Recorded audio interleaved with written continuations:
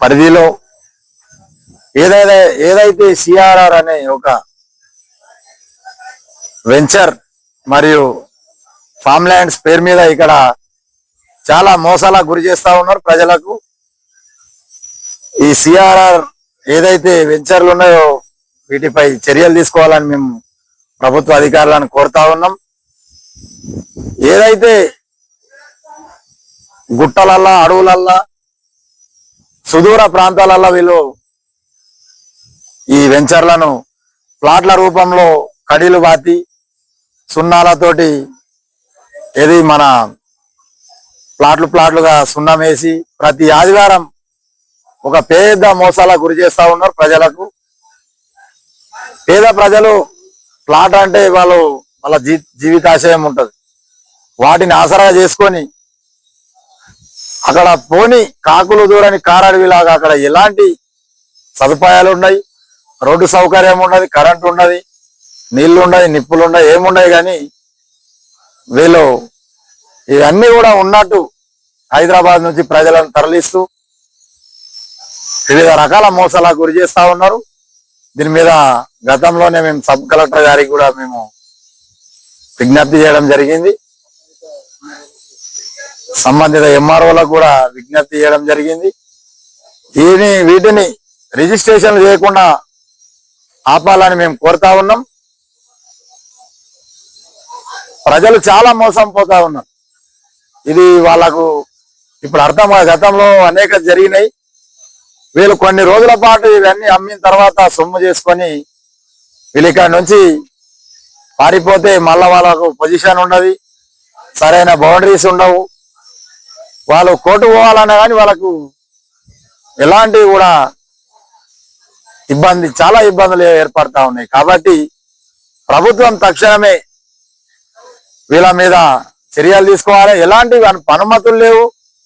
అక్కడ గ్రామ పంచాయతీ కార్యదర్శి అనుమతి కూడా ఉండదు వీళ్ళకు.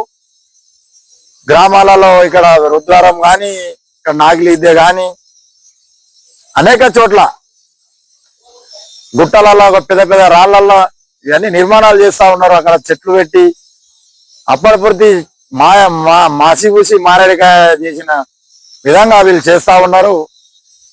ఇది ప్రభుత్వం ప్రజల కోసం, ప్రజల పాలన ఏదైతే పనిచేస్తా ఉన్నదో మరి ఇందా కూడా ప్రజల కోసం చేస్తా ఉన్నాం. ప్రజలకు న్యాయం చేయాలని మేము కోరుతా ఉన్నాం.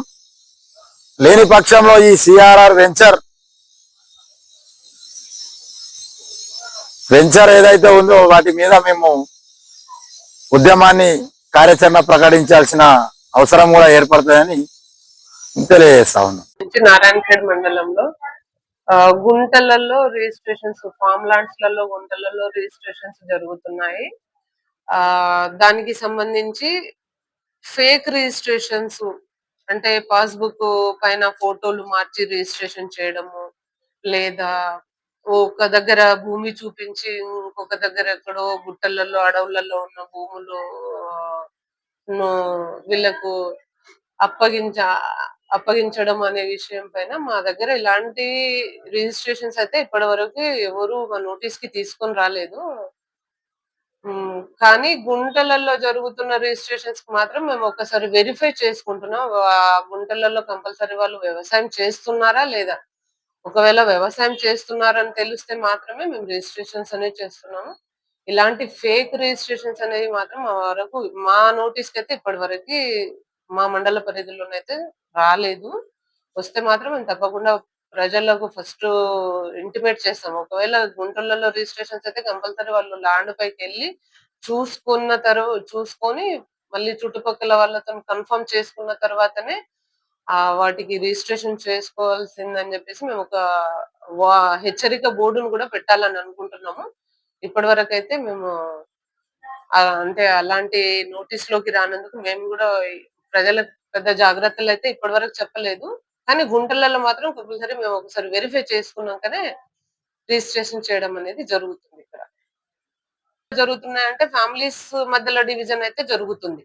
ఒక ఫ్యామిలీలో ఫాదర్ దగ్గర ఒక ఎకరమే ఉందనుకుంటే కొడుకుల పేర్లను ఒక 2 గుంటలు, భార్య పేరైన ఒక 2 గుంటలు, వాళ్ళకు రైతు బంధుకు బెనిఫిట్ అవుతుందనే ఉద్దేశంతో అలా డివిజన్స్ అయితే జరుగుతున్నాయి కామన్ గా. ఫామ్ ల్యాండ్స్ సంబంధించింది అయితే వెరిఫై చేసుకుని చేస్తున్నాం. అది లీగల్ గా వీళ్ళు కరెక్ట్ గానైనా జెన్యున్ గానైనా ఏమైనా మోసాలు జరుగుతున్నాయి అనేది అది తెలుసుకొని వాటిపైన రిజిస్ట్రేషన్స్ అనేవి జరుగుతున్నాయి. అనేది మేము ఏమి ఎంటర్టైన్ చేయట్లేదు. ఓన్లీ అగ్రికల్చర్ అయితేనే చేస్తున్నాం. కమర్షియల్ కి అయితే చేయట్లేదు.